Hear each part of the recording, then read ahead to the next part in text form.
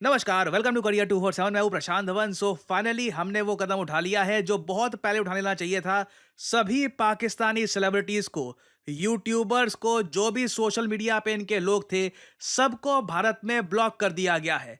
मैं जो डिटेल्स आपको बताने वाला हूं ना यहाँ पर कि ये कितना इंपॉर्टेंट था और किस तरीके से इंडिया की ही बड़ी ऑडियंस फंड कर रही थी इन पाकिस्तानी क्रिएटर्स को और ये लोग टैक्स पे कर रहे थे पाकिस्तानी गवर्नमेंट को। जब आप डिटेल समझोगे देन यू विल अंडरस्टैंड कि ये जो मूव है कितना इंपॉर्टेंट है। नाउ यहां पर आप देख पाओगे, चाहे पाकिस्तान का प्रधानमंत्री हो, इनके न्यूज आउटलेट हो, आतिफ असलम हो, इनकी कोई एक्ट्रेस हो, जो इनके क्रिकेटर हैं मोहम्मद रिजवान, बाबर आजम, रिटायर्ड क्रिकेटर शाहिद अफरीदी, शोएब अख्तर, सबके सोशल मीडिया हैंडल्स भारत में बैन हो चुके हैं। यूट्यूब गया, जो ट्विटर पे इनका अकाउंट था ये गया, इंस्टाग्राम भी जा चुका है। और शाहिद अफरीदी का मैं कहूंगा, मुझे पता नहीं कि हमारे मिनिस्टर्स इसके साथ क्यों बैठा करते थे, इसको हम अपने जो न्यूज शोज हैं क्यों इनवाइट करते थे यहाँ पर, जबकि ये प्रूवन आदमी है, रेडिकल सोच वाला आदमी है। शाहिद अफरीदी ने रिसेंटली ये तक कह दिया था कि जो कश्मीर में हुआ है, पहलगाम में हुआ है, भारत ने खुद के लोगों को मार दिया। ऐसी स्टेटमेंट इसने दी है। शिखर धवन को एक प्रॉपर रिप्लाई देना पड़ा शाहिद अफरीदी को कि कारगिल में भी हराया था, ऑलरेडी इतना गिरे हुए हो और कितना गिरोगे। लिटरली हमारे फॉरेनर क्रिकेटर्स को ना, पाकिस्तानी क्रिकेटर्स को इस तरीके से जवाब देना पड़ा और I think it was about time. नहीं तो अब तो खैर 2025 में हम एक्शन ले रहे हैं ना। मैं शाहिद अफरीदी को 2018 से देख रहा हूं। इसने खुलकर बोला था कि इसके ट्राइब ने कश्मीर वैली को इन्वेड किया था 1947 में। कई बार यह भी क्लेम कर चुका है कि अनंतनाग में मारा गया आतंकवादी इसका कजन था। और बाकी चीजों पे भी इसकी ओपिनियन आप अगर देखो, विमेन क्रिकेट के बिल्कुल अगेंस्ट है ये, बिल्कुल तालिबान टाइप की मेंटेलिटी है कि औरतों को क्रिकेट बिल्कुल मत खेलने दो। एक इसकी बहुत पुरानी वीडियो है जहां पर ये बताता है कि इसने अपने घर में टीवी तोड़ दिया था जब इसने देखा कि जो इसकी बेटियां हैं, ये कोई एक इंडियन सीरियल देखकर आरती की प्रैक्टिस कर रही थी टीवी के सामने, तो इसको इतना गुस्सा आया, इसने टीवी तोड़ दिया। तो ये इंडियन ड्रामों में क्या होता है, थाली लेके यूं यूं कर, ये यूं यूं करके क्या कहते हैं उसको, पता नहीं आरती। हाँ। पता नहीं क्या, वो यूं यूं कर रही टीवी के सामने खड़े हो गए। तो मैंने यूं करके देखा तो मैं पता नहीं क्या हुआ कि मैंने यूं करके दीवार के अंदर ही टीवी कर दिया।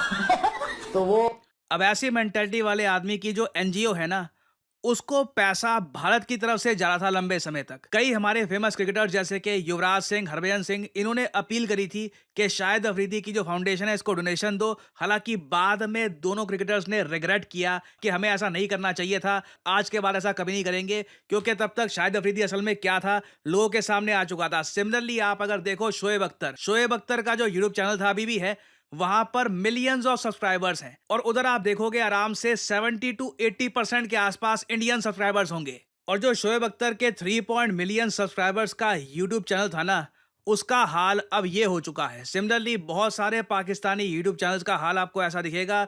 सर्च करोगे यूट्यूब पर, चैनल मिलेगा नहीं आपको, कोई वीडियो नहीं मिलेगा।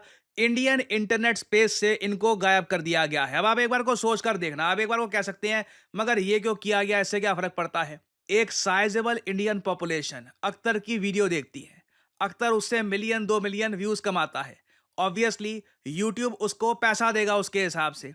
नाउ अख्तर मान लो कि एक वीडियो के 2-3 लाख रुपए अगर कमा लेता है, फॉर एग्जांपल पाकिस्तानी रुपीस की मैं बात कर रहा हूं, उसने वो पैसा कमाया।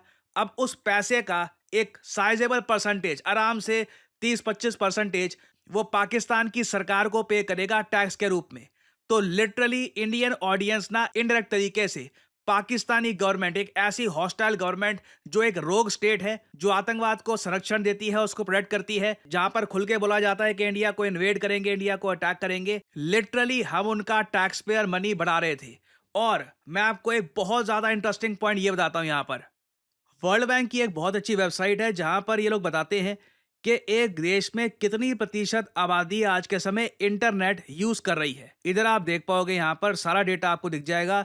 इंडिया का 2022 का डेटा है इन लोगों के पास। 2025 का डेटा अगर होता तो थोड़ा सा उसमें मेरे ख्याल से और बेहतर नंबर आते हैं, मगर 2022 के डेटा के हिसाब से कह रहे हैं 56% आबादी है भारत में जो आज के समय इंटरनेट पर आ चुकी है। भारत की आबादी जो 140 करोड़ के आसपास है, उसमें से 56% इंटरनेट यूज कर रही है। 70 करोड़ से भी ऊपर लोग हैं। ये देखिए हम लोग कर पाए हैं क्योंकि भारतीय कंपनियों ने भारत में रेवोल्यूशनरी स्ट्रेटजीज यूज करी थी। फॉर एग्जांपल रिलायंस जियो जिस तरीके से आया था, फ्री में इंटरनेट बांट दिया, लोगों ने इंटरनेट यूज किया, लोगों ने पहली बार देखा कि इंटरनेट के बहुत सारे फायदे होते हैं। सडनली कई लोग इंटरनेट पर आए और वापस कभी गए नहीं। They became regular users of the internet. और ये तो खैर 2022 का डेटा आपके सामने है। 2025 में कोई बड़ी बात नहीं है, यहाँ पे 10 से 15% की एक एडिशनल ग्रोथ हो गई हो। It is very much possible. Now इसको कंपेयर करके देखो पाकिस्तान के साथ। पाकिस्तान में कभी कोई इंटरनेट की क्रांति आई नहीं, कभी यहाँ पर कोई रिलायंस जियो जैसी कंपनी नहीं आई। इसलिए पाकिस्तान, जिसकी आबादी वैसे ही 22-23 करोड़ के आसपास है, यहां पर सिर्फ 27% आबादी इंटरनेट यूज करती है। और यह भी मैं आपको बता दूं, इस 27% का ना 80 to 90% पाकिस्तान के पंजाब प्रोविंस के लोग होंगे। बाकी बलूचिस्तान के बहुत कम होंगे। जो केपी के बाकी जो इनके रीजन्स हैं, बाकी जो प्रोविंसेस हैं, वहां पर बहुत कम लोग होंगे। अब आप सोच कर देखो, पाकिस्तान फेल कर गया अपने लोगों को इंटरनेट प्रोवाइड करने में, मगर इनको अपनी क्रिएटर इकोनॉमी भी चलानी थी। ये जो सारे इनके आज के समय सेलिब्रिटीज हैं, अब क्रिकेटर ठीक है, क्रिकेट खेलता है, मगर फिर वो एक बार को क्रिएटर भी बन जाता है ना सोशल मीडिया पर। वो चीजें प्रमोट करता है, उसके सोशल मीडिया हैंडल्स होते हैं। ही becomes an internet figure. Similarly कई एक्ट्रेसेस हैं, कई पॉडकास्टर्स हैं पाकिस्तान के। इंडियंस उनको देख रहे हैं, उनको फॉलो कर रहे हैं। पाकिस्तानीज कम फॉलो कर रहे हैं क्योंकि पाकिस्तानीज उस नंबर पे है ही नहीं। 27% आप मान लीजिए, एक चौथाई। तो हम यहाँ पे कह रहे हैं 24 करोड़ का एक चौथाई, जो 10 करोड़ भी नहीं है ना। 10 करोड़ पाकिस्तानी भी आज के समय इंटरनेट पर नहीं है। कंपैरिजन के 70 से लेकर 80 करोड़ भारतीय इंटरनेट पर हैं। इंडियंस लिटरली करोड़ों कमवा कर दे रहे थे पाकिस्तानियों को। और सबसे सैड बात ये थी, इनमें कई पाकिस्तानी शाहिद अफरीदी जैसे थे, शोएब अख्तर जैसे थे। शोएब अख्तर जैसा आदमी जो काफी बार गजवाए हिंद की बातें कर चुका है, काफी रेडिकल विचारधारा शेयर कर चुका है। हम लोग ऑलमोस्ट ये बातें ना इग्नोर कर देते थे कि ये तो उसने बोला ही नहीं है।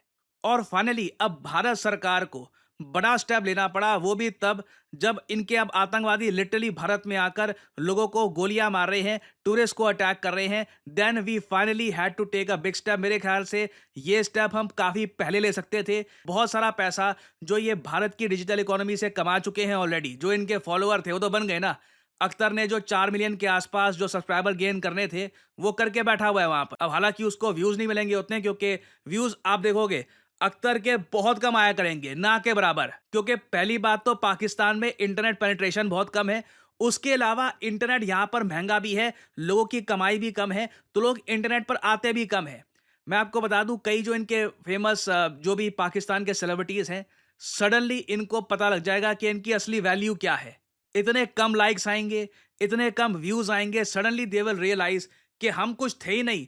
इंडियंस ही थे जो हमारी आप कह लो क्रिएटर इकोनॉमी को चलाकर आगे बढ़ा रहे थे। और अगर यहाँ पे आपका सवाल ये है कि अब आगे क्या होगा, क्या ये जो पाकिस्तानी यूट्यूबर्स हैं, ये अब जो मैसिव लॉसेस फेस करने वाले हैं, 80% रेवेन्यू कम, 90% रेवेन्यू कम, इसके बाद क्या होगा? देखिए, इसके बाद ये पाकिस्तान से भागेंगे। अब क्या होगा आप नोट करना, बहुत सारे जो भी इनके एक्टर हैं, जो भी इनके क्रिकेटर है, जैसे मोहम्मद आमिर तो ऑलरेडी कर रहा है, उसको आईपीएल में खेलना है, तो उसने यूके में नागरिकता के लिए अप्लाई कर लिया है, तो वो आईपीएल में खेल पाएगा as a UK citizen. Now government of India उसको अलाउ करती है नहीं करती है वो अलग बात है, मगर ये रास्ता पाकिस्तानी अब चूज करने वाले हैं। चाइना इनकी मदद करने के लिए नहीं आएगा। चाइना जितना भी आयरन ब्रदर हो, चाइना ये हानिया आमिर, शोएब अख्तर का कंटेंट देखने के लिए नहीं आएगा। तो ये जो हमने किया यहाँ पर स्ट्राइक ना, ये मैं कहूंगा पाकिस्तानी गवर्नमेंट के रेवेन्यू पे किया है। और काफी हद तक जो काम हमारे देश की पब्लिक को खुद ही कर लेना चाहिए था, एक पब्लिक बॉयकॉट का, जो लंबे समय से हो नहीं रहा था, फाइनली गवर्नमेंट ने ही इसको करवा दिया है। And it is a great decision. और फाइनली यहाँ पे आप लोगों से मैं क्वेश्चन पूछूंगा। देखिए, वियतनाम का युद्ध खत्म हुए बहुत लंबा समय हो चुका है, और वियतनाम का देश आज के समय सेलिब्रेट कर रहा है कि कैसे वियतनाम वॉर में इन लोगों ने यूएसए को हरा दिया था। तो आपको बताना है कि वियतनाम वॉर को खत्म हुए कितने साल हो गए, वियतनाम वॉर के एंड की कौन सी एनिवर्सरी आज के समय वियतनाम सेलिब्रेट कर रहा है। ये है यहाँ पे आपकी ऑप्शंस। वियतनाम वॉर को खत्म हुए 40 साल हो गए, 45 साल हो गए, 50 साल या 90 ईयर्स। कमेंट सेक्शन में करिए उत्तर। जो लोग देंगे सही आंसर, उनकी कमेंट को मैं दे दूंगा हार्ट, ताकि बाकी लोग समझ पाएं कि सही उत्तर क्या है। क्या आपने सोचा है कि भारत में on an average best paying jobs किस सेक्टर में होती है? मैं उस आदमी की बात नहीं कर रहा कि एक या दो तीन लोगों को करोड़ों का पैकेज लग गया। मैं यहाँ पे बात कर रहा हूँ ऑन एन एवरेज। इंटरेस्टिंगली इस पर आप गूगल करेंगे तो आपको बहुत सारे ऐसे आर्टिकल्स दिख जाएंगे जहां पर साफ साफ लिखा होगा जो बेस्ट पेइंग जॉब्स भारत में होती हैं ये सरप्राइजिंगली आज के समय आ रही हैं बैंकिंग एंड फाइनेंशियल सेक्टर में, जिसको हम बीएफएसआई कहते हैं। और अगर आप एक फ्रेश ग्रेजुएट हैं, फाइनल ईयर स्टूडेंट हैं, वर्किंग प्रोफेशनल हैं, तो आपके सामने एक बहुत अच्छी अपॉर्चुनिटी है। आप अपना करियर बिल्ड कर सकते हैं as a retail banking manager, wealth manager, financial advisor, relationship manager या फिर इवन एन इन्वेस्टमेंट एनालिस्ट। और इस फील्ड में अपना करियर किक स्टार्ट करने के लिए करियर 247 आपके लिए लेके आया है retail banking and wealth management course, जहां पे आपको banking foundation, retail banking products क्या होते हैं, फाइनेंशियल एडवाइजरी के बारे में प्रॉपर जानकारी दी जाएगी और साथ ही साथ खुद को प्लेसमेंट रेडी कैसे करना है उसमें भी आपको गाइडेंस दी जाएगी। और इस कोर्स की सबसे खास बात यह है कि इस कोर्स में आपकी परफॉर्मेंस अच्छी रहती है, आप अटेंडेंस प्रॉपरली अपनी यहाँ पर देते हैं, तो कोर्स के एंड में हम लोग अपनी तरफ से पूरी कोशिश करेंगे कि आपको एटलीस्ट 2 इंटरव्यूज मिले। और अगर आप सोच रहे हैं कि इस फील्ड में इवेंचुअली कहाँ आप काम कर सकते हैं, टॉप रिटेल बैंक्स में एक्सिस, पीएनबी, एसबीआई, एचडीएफसी, हर जगह आज के समय आप अगर देखें दे नीड बैंकर्स। सिमिलरली ना सिर्फ बैंक्स, इवन जो एनबीएफसीज हैं वहां पर भी आप काम कर सकते हैं। जो वेल्थ मैनेजमेंट फर्म्स हैं जैसे कि मोतीलाल ओसवाल, फ्रैंकलिन टेम्पल्टन, वहां पर भी आपका करियर ओपन हो सकता है। बीएफएसआई सेक्टर में आप देखोगे कॉन्स्टेंटली ग्रोथ हो रही है, क्योंकि जैसे जैसे भारत की जीडीपी बढ़ेगी इस सेक्टर में ग्रोथ होना ऑब्वियस है। और करियर 247 के इस कोर्स की सबसे यूनिक बात यह है कि ना सिर्फ हम आपको सारी स्किल्स प्रोवाइड करेंगे, साथ ही साथ एक बहुत ही ज्यादा इंपॉर्टेंट सर्टिफिकेट होता है national institute of securities and markets का। ये एक एग्जाम पास करने पर मिलता है, निम्स सर्टिफिकेट।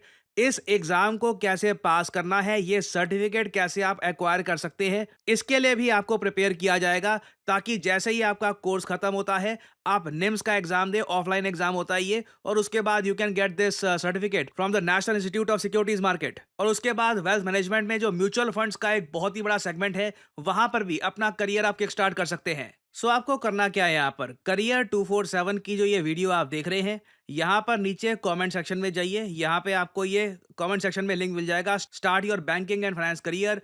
इस लिंक पर करिए क्लिक और यहाँ पे आपके सामने ये पेज ओपन हो जाएगा। इधर अपना नाम डालिए, ईमेल आईडी डालिए, अपना मोबाइल फोन नंबर डालिए और नीचे जहां पर डिस्काउंट कोड लिखा हुआ है यहां पर एंटर करिए PD10, ताकि आपको डिस्काउंटेड प्राइस में ये कोर्स खरीदने का मौका मिले। बहुत ज्यादा एक अफोर्डेबल प्राइस में हमने ये कोर्स लॉन्च किया है।